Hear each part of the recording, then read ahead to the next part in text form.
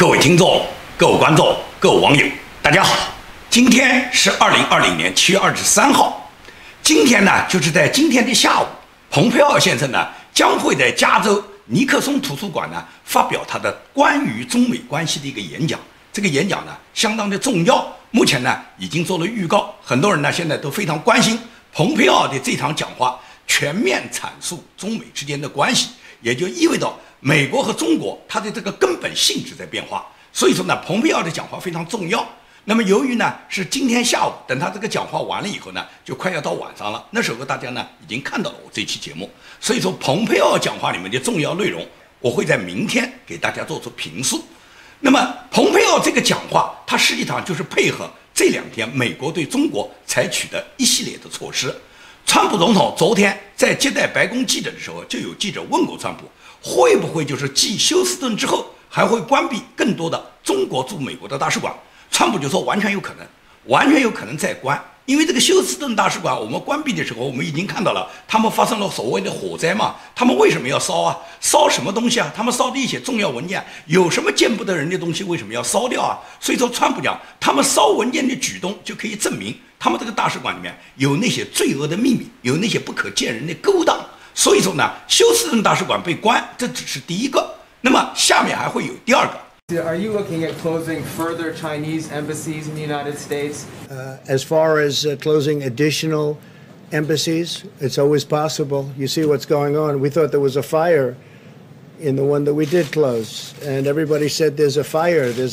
and I guess they were burning documents or burning papers, and I wonder what that's all about. 也就是中美两国，它必然会走向什么？两国交战的时间啊，一般来说都是一个3部曲，就是第一步就是什么？先驱逐。驱逐呢是包括驱逐外交官，或者是驱逐对方公民啊，这个是呢一般来说就是先驱逐，驱逐就是双方都驱逐对方的公民，驱逐对方的外交官。至于关闭大使馆的这个事情，关闭领事馆的事情，那是非常少见的。中美建交41年来，这是第一次发生，美国关闭了中国驻美国的大使馆。那么为什么要关闭？那显然就是美国有绝对的证据证明休斯顿总领事馆他根本不是在从事外交领事活动，这个总领事馆完全就是中共他以大使馆的名义掩护这些中国派往美国的间谍，在这个休斯顿总领事馆里面从事的颠覆美国国家制度的间谍活动。所以说呢，它实际上是一个间谍中心。这就是参议员卢比奥就说，查证他这个间谍中心，美国已经有非常非常多的证据。也就是说，这次把他们关掉以后，如果这些外交官不及时走的话，那下面等待他们就是逮捕，因为他们每个人都有很多犯罪的证据，美国联邦调查局完全掌握。所以说呢，现在驱逐是第一步。那么3部曲的第一步是驱逐，第2步就是断交，也就是当双方他的外交人员已经被驱逐以后，双方的公民已经被对方驱逐到对方的国家以后，后面就是宣布正式断交。那么断交就是为开战做第2步准备。那么第3步毫无疑问来是开战。那么过去呢，大家看到的很多所谓热战呢，还都是属于嘛，双方要出动军队，互相打。那时候的这个战争呢，还是靠人，主要靠士兵们在战场上拼命，然后获得战争的胜利，这是过去传统战争。那么现代战争完全不需要这样。美国现在跟中共作战的话，可以讲美国不需要派1兵1卒到中国去。我早就说过，美国第一个是可以空投武器到中国。如果美国大量的空投武器到中国，中国的老百姓拿到这些武器就可以把共产党推翻，这是完全可以做到的。这是第一步。第2个什么？第2个，美国可以在中国恢复中华民国。也就是说，美国一直支持台湾重返联合国，而台湾中华民国是联合国5常创人理事国之一，也就是中华民国从法理上来讲，它最有资格代表中国参加联合国。美国如果恢复中华民国的联合国席位，美国恢复中华民国它的法统地位的话，那中华民国毫无疑问来讲可以光复大陆的。只要美国支持，那中华民国一定可以还都南京，然后把这个串争的共产党把它赶走。也就是中国仍然延续中华民国曾经进入联合国那个5常理事国的曾经的2战的战胜国的地位。这个很简单，这只要美国愿意去做。这是我们讲的这个交战，它有多种方式，一种是美国恢复中华民国的地位，第2个是空投武器，第3个就是我多次讲过的无人机嘛。无人机是干什么的？中共这些高层领导人，我告诉你讲，你不要看现在中共的大大小小的领导对习近平怎么表忠心，怎么热爱党，他们怎么样要去为党奉献生命、奉献青春。我告诉你讲，要是共产党喊这些人上战场的时候，他早就尿了一裤子，他会为党去奉献生命。他们看着你习近平现在还能在你这个位置上撑多远？如果说习近平和中共的最高层一旦被美国人斩首的话，这就像齐奥塞斯库一样的。齐奥塞斯库当年是在罗马尼亚布加勒斯特广场上发表他的什么伟大宣言啊，他还在发表他领袖的伟大指示啊。就在他指示的过程中，广场上有群众给他喝倒彩啊，然后就开始有人骂他了，然后他就感觉到情绪不对了，老百姓都反对他了，反对他不到一天，他的人头就落了地，他和他老婆两人通通被罗马尼亚临时军事法庭判处死刑，立即执行了。那么齐奥塞斯库在他还没死之前，还有相当一批罗共的这些高级领导人还在那个地方有侥幸心理，有等待心理，看看齐奥塞斯库是不是能扳回来。等到齐奥塞斯库一死，所有人都立即加入人民的行列，这时候全部谴责齐奥塞斯库，全部要求推翻共产党，全部在控诉共产党的罪恶了。中国也是这样，我告诉你讲，中国人变脸快得不得了的，他上午还跟你拥护，他晚上就打倒你。这种事在中国历史上太多了，也就是习近平，他一旦如果被美国斩首，习近平已经身首异处的时候，共产党的高级领导人这时候就马上会立即去支持民主革命，支持美国在中国重建民主中国。毫无疑问来讲的话，这些领导人这时候再跟到习近平之后，就跟习近平的结果是一样了啊。那么绝大部分人是不会这样去选择的啊，他们关键的时候可以讲能跑就跑，能投降就投降。再说中共领导人，可以讲中共中央委员以上的官员，他们哪一个人不是早就在海外做好了布局啊？家里面的儿女、子孙、小三、情人全部藏在海外，他们的财富全部藏在海外。可以讲，稍微有点风吹草动的时候，他们就跑到海外去了，然后他们就隐姓埋名，躲到外面花天酒地，吃喝一辈子。他们是不会管你这个共产党这个政权垮台了以后，然后是多么血腥、多么残暴。因为共产党垮台以后，共产党的高级领导人毫无疑问来讲是要被清算的嘛。但是这些共产党的领导人跑到海外，想在海外隐姓埋名躲起来，他这种想法就太天真了。大家可以看吧，也就是二战之后，很多纳粹都是逃往世界各地的。但是直到今天，有的已经是90多岁的纳粹，仍然被人民找到，把他们送上法庭。也就是他哪怕是90几岁，他仍然要为他当年的罪恶付出代价，也就是现在仍然要去坐牢。如果美国真的是跟中共开战的话，100%会宣布中国共产党是一个残暴的组织，是一个邪恶的集团，是一个邪教组织，是一个暴力恐怖组织。只要美国把中国共产党定为纳粹这样的组织，那么毫无疑问来讲，共产党就是新纳粹。也就是推翻共产党以后，共产党的这些手上沾满人民鲜血的共产党的这些领导人，通通都是纳粹分子。那么纳粹分子你在世界随你逃到天涯海角，100%会给正义的民众抓住，100%会把你送上人民正义的法庭。所以说逃是逃不掉的。现在共产党的这些大部分的官员，他们现在跟着共产党都是混一天就是一天，因为他们并不知道共产党还能坚持多久。习近平动不动要号召要建人类命运共同体，问题是习近平现在可以讲叫山穷水尽，无论是经济上，他现在是捉襟见肘，现在没有钱嘛，可以讲中国的失业非常严重嘛，中国现在老百姓根本就没有就业的机会了，因为大量的外企撤出了，大量的外贸订单没有了，这一部分本来有的就业民众，他们现在没有就业的机会。然后今年就是天灾不断，刚刚进入庚子年，2020年就开始发生了武汉疫情。那么武汉肺炎这个武汉新冠疫情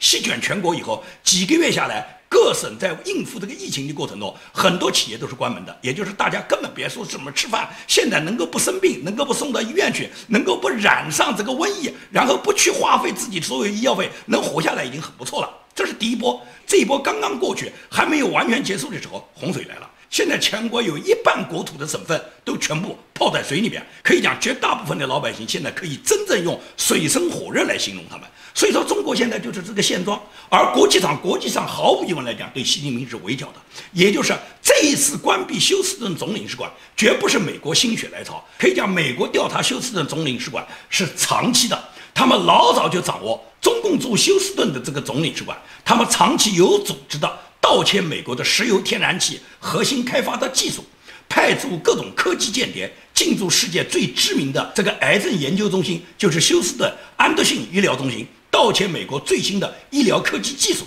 同时呢，休斯顿这个总领事馆的这个总领事啊叫蔡伟，这家伙是新黑手啦，这家伙完全是个黑社会，他什么坏事都敢干，他在大使馆里面都敢搞非法绑架的事，他经常威胁在美国的华裔人士，包括美国公民，他们都敢威胁。根据美国媒体今天透露，就是在前不久，中共驻休斯顿的总领事就这个蔡伟啊，他和另外2个领事、2个外交官亲自呢送一个不明身份的人到休斯顿机场，企图把这个伪造身份的这个人呢，要把他呢送出美国，送回中国去。但是呢，被美国的执法人员呢当场抓获。那么在抓获的过程中，蔡伟呢作为总领事呢就跟美国做交涉，他交涉的口气和他那个态度，他完全就是个黑社会。所以美国人当时就认为，你一个总领事，你怎么会把一个根本是伪造身份的人，能把他蒙混出关，然后把他想送出去呢？为什么这个人要伪造身份呢？毫无疑问来讲，这是间谍啊！间谍才要掩护自己的身份啊！可以讲，美国联邦调查局调查中国休斯顿总领事馆10年都不止。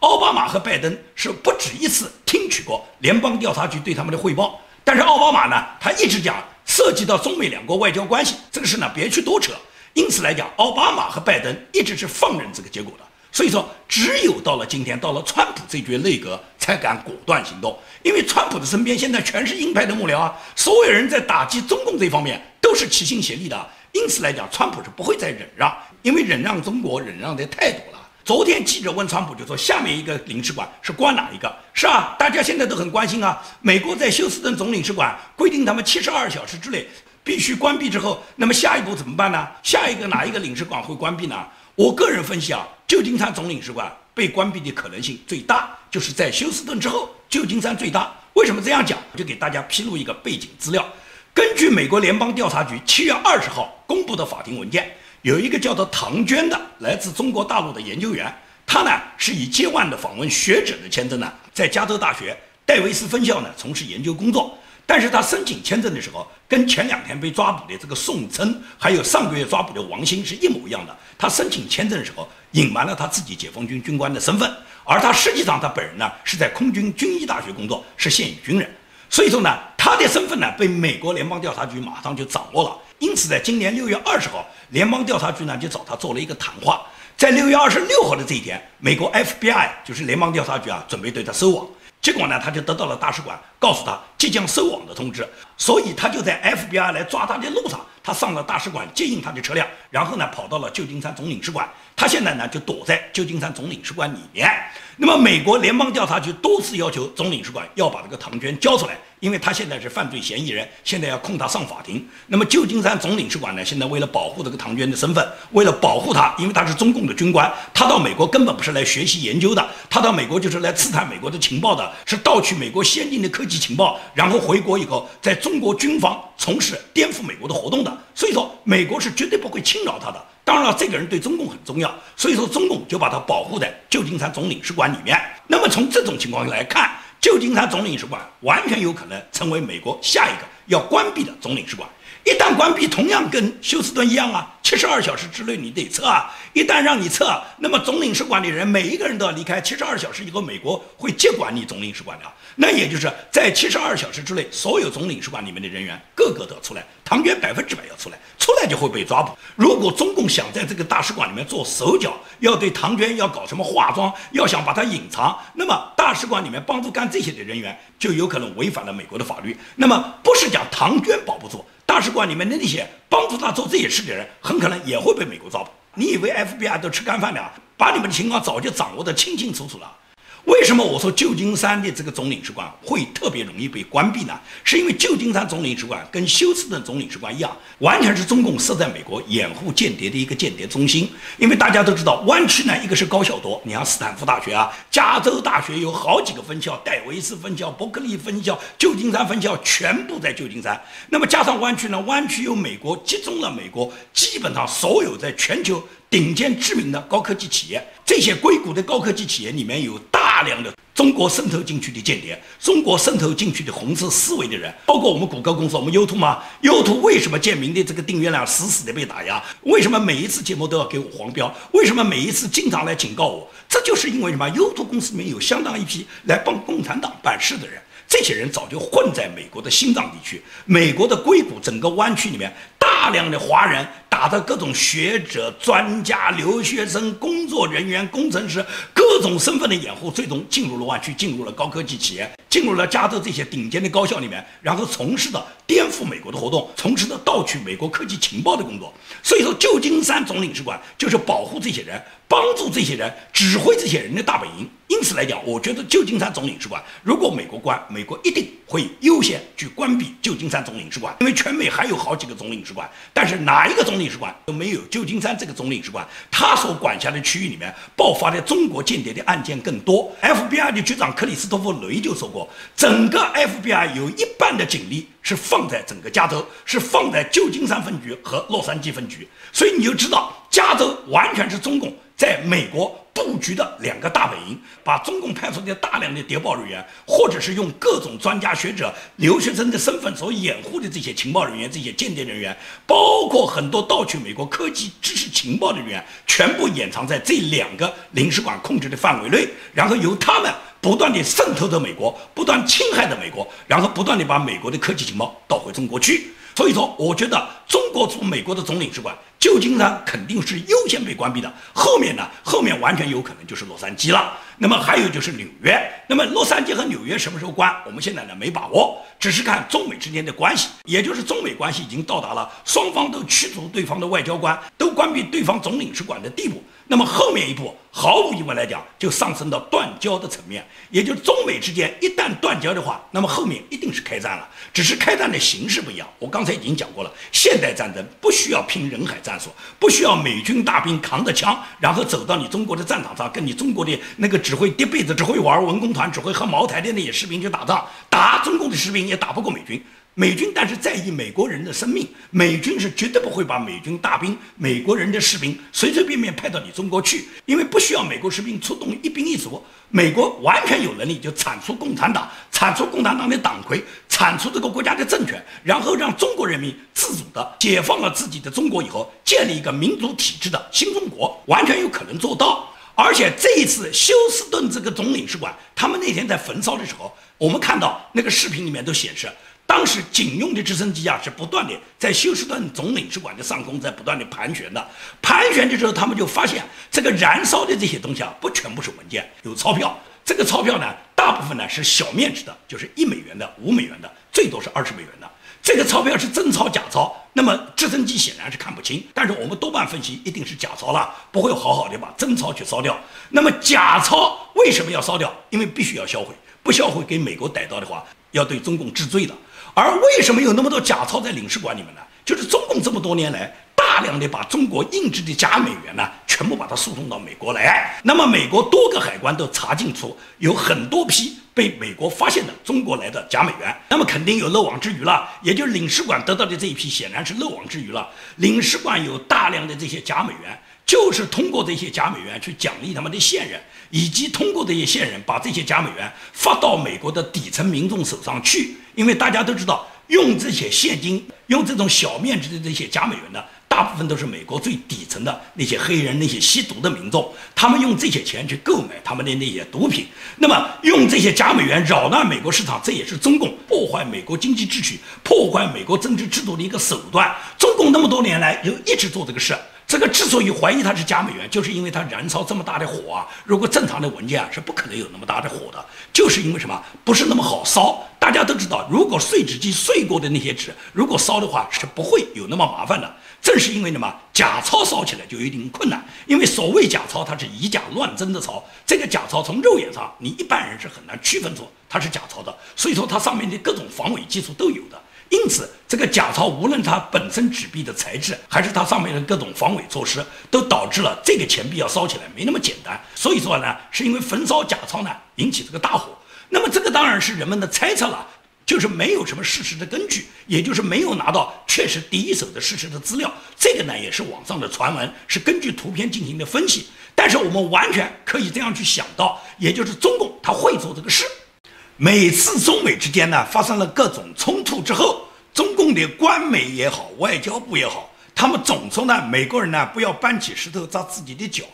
我就不懂了，这个全世界都已经与中国为敌吗？人家动不动要搬起石头砸自己的脚，你觉得有几个人在这个世界上他搬起石头是会砸自己的脚，他不是砸你的？那习近平现在已经给砸的是满头是包啊！全世界现在哪个国家不在砸他？你认为人家的这个石头会砸到自己的脚吗？所以官媒呢每次都是这么自欺欺人。休斯顿总领事馆被关闭，你认为这是美国对你的政治挑战？美国没事了要跟你中国挑战你什么？你中国人过你的，人家美国人过人家美国人的，不是因为你长期的对人家美国进行渗透，不是盗取美国那么多的知识产权，不是在美国派驻了那么多间谍，不是要专门派人去破坏人家美国的政治制度，不是因为你的总领事馆就是你的一个谍报中心，人家美国好好的要把你的总领事馆关闭吗？历史上一般来说，美国跟别人国家的大使馆都是什么？都是叫临时关闭，也就是把里面的人员撤走，领事馆仍然给你保留的。而这次休斯顿直接是撤销，也就是休斯顿从此以后没有中国领事馆。那么为什么要这样去做？也就是美国他已经到了忍无可忍的地步，美国完全知道你中国现在对美国他进行的各种谍报活动，而且这种谍报活动，中共他可以讲叫丧心病狂啊。根据彭博社昨天的一个消息就说，美国已经有情报完全掌握了中共在2017年是成功的收买了世卫组织，并安插谭德赛作为北京的代理人，作为北京的一个傀儡，然后呢进入了世卫组织。这个是美国退出 WHO 就退出世卫组织的真实原因，就是美国已经完全了解谭德赛之所以能当上世卫的这个总干事长，是中共在后面运作的，中共就希望谭德赛来干这个干事长。因为谭德赛呢，他早已呢是中共的代理人，这件事情美国中情局早就掌握，所以说蓬佩奥这次到英国去，他跟英国议员在讨论的时候，他就曾经说过，中情局早就掌握了中共收买了世卫组织的这个谭德赛，他不过是有掮客来帮助中共来做了这一笔买卖，有这个交易，中共呢大概花了几千万美元，最终运作了所有的那些投票的执委们，然后呢把谭德赛呢推上了世卫组织干事长这个地位。中共他这样去做，就是中共有预谋的。所以说，武汉新冠肺炎的这个爆发，它很可能在中共在1-2年前，中共就知道将来一定会爆发一个世界卫生的危机。而爆发世界卫生危机的时候，这个世卫组织的这个干事长一定是要为中共讲话的，一定是要成为中共的代理人的。这才是中共为什么要花几千万美元，一定要把谭德赛搞到这个位置上面来，因为谭德赛早就是被中共收编了嘛。我不讲嘛，中共性贿赂的录像已经拍了好几盘了，华春莹弄不好跟他都有个1盘2盘啊，所以说中共很容易拿住你谭德赛你的所有的弱点，因此谭德赛你就当中共的傀儡去出任世卫组织的这个干事长。但是关键的时候要为中共卖命的，所以中共花了几千万美元运作了这个事。当然了，这笔买卖中共很划算了，也就是整个武汉疫情爆发以后，中共获得的回报是上万亿美元的。你那个几千万美元算什么？中共获得的是上万亿，也就是通过谭德赛的帮助，通过世卫组织帮中国的运作，所以中共最终获得的回报达到上万亿的。因此这个买卖肯定很划算的。所以说美国是掌握了中共在全球他到处在收购代理人的现实，美国才会斩钉截铁的，美国必须退出世卫组织。目前来讲，中共可以讲，之所以跟全球都变成中共非常的孤立，那么毫无疑问来讲，除了中共把这个瘟疫推向全世界，给全世界各个西方发达国家带来严重的灾情之外，最重要是中共他背弃中英香港声明，他推出了国安法嘛。他推出了国安法以后，就让全世界看到中共是一个不守信誉的人，同时让英国当年跟中共签订了这个中英香港联合声明以后，到今天英国是没办法跟香港民众交代的，也没办法兑现英国他应该跟中国作为协议签约国要制裁中共的。所以说，英国现在首先出台的政策就是，从明年1月1号开始起，所有香港持有英国 BNN 护照的这300万人，全部可以去申请英国的在英国合法居留5年的这个英国的签证。那么这件事呢，中共呢很恼火，中共呢他就不断地威胁英国，不允许英国这么去做。一边呢他自己呢说中英香港联合声明就是废纸历史文件，已经没有用了，一边要求英国遵守中英香港声明。中共就是只许州官放火，不许百姓点灯的人。中共现在宣布说，中共正在考虑不再承认英国对香港市民发放的这个 BNO 护照。那么中共他这个做法目的是什么？就是凡是香港持有 BNO 护照的300万人，你持这个护照你出不了海关，中国不给你走啊，他不承认这个护照，他认为这个护照不是旅行证件啊，他不让你走。所以这种情况下就导致了香港民众如果手上只有 BNO 护照的人，在中共没有正式把海关封起来之前，你要赶紧走，否则你走不掉。那么有一部分人是持有双护照，就是既有英国的 BNO 护照，同时也有香港特区的这个香港特区居民护照。那么这种人呢，他可以拿他香港的这个护照呢，可以出境。但是我相信中共一定会掌握这样的户籍资料，至少是港英政府是绝对了解，在香港回归1997之前，英国发放的这个 BNO 护照的这些人，他们个人都是哪些人？那么这些人，中共会用大数据去让海关知道这个人持有 BNO 护照。所以说，中共他很可能限制 BNO 护照以后，他就把 BNO 护照作为他不承认的一个旅行证件。那么，单纯持有 BNO 护照的人，在中国就出不了境了。所以说，目前来讲的话，如果那些准备去英国的还没有动身的人，你要赶紧了，否则到时候中共会卡住你。还有人讲说是香港人出境只要刷刷身份证就行了，香港刷刷身份证呢是进中国大陆，因为中共认为香港是中国的一部分领土，所以说香港人到中国大陆刷刷身份证是可以过来，他是进中国大陆，但是你要出境离开香港市到海外去，你是必须要出具护照的。那么香港人持有的护照就是这两类，一个就是英国的 BNO 护照，第二个是香港特区居民的护照。那么这些人，如果你拿香港居民特区的护照在有效期里面，你是出得去的。但是中共很可能在这个护照上面，他会限制你，也就是你要申领新的香港特区的护照之后，他就要求你放弃 BNO 护照，或者你就声明你的 BNO 护照作废了。中共一定会有这种恶劣的手段。中共在大陆过去怎么管理的，一定会把它移植到香港去，也就是香港民众，他们将会迎来跟中国大陆民众一样被中共管理、被中共盘剥、被中共疯狂压制的专制政权对他们的统治。这一天对于香港民众来讲，已经可以讲脚步越来越近。无非就说香港国安法施行以后，还有一个过渡，这个过渡要不了几个月以后，中共就把香港完全拉入内地的管理体制。这也是香港民众为什么他们为了争取他们自己的民主权利，为了维护他们的法治，他们在不断的抗争，他们一次又一次，这1年多来，香港发起了那么多的这个反送中运动，那么多的抗议中央政府的运动，都是因为他们要争取他们的法治。自由都是有代价的，自由不是免费的，自由都是要付出代价的。纽西兰的几个民运同道，因为呢去参加他们纽西兰国会的一个听证会，最终呢在去听证会的路上，他们的2辆车呢，其中有一辆车翻车以后呢，就导致了2死1伤。其中中国民政纽西兰分部的主席叫奚伟国，还有一个独立撰稿人叫王乐成，这2个先生呢因为车祸呢就当场身亡了。还有一个纽西兰价值联盟秘书长叫弗里曼鱼，他目前呢受重伤。因为这3个人呢都是我的听众，都曾经呢有的在节目里面，有的在推特上面跟我之间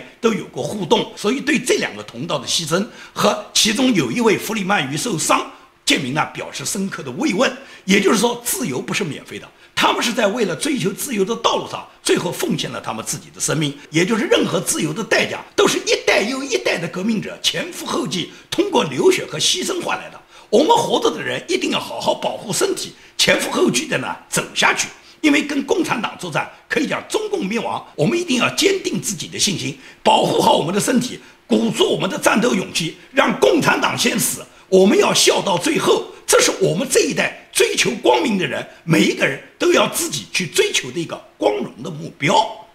好，今天的节目就做到这里，谢谢大家。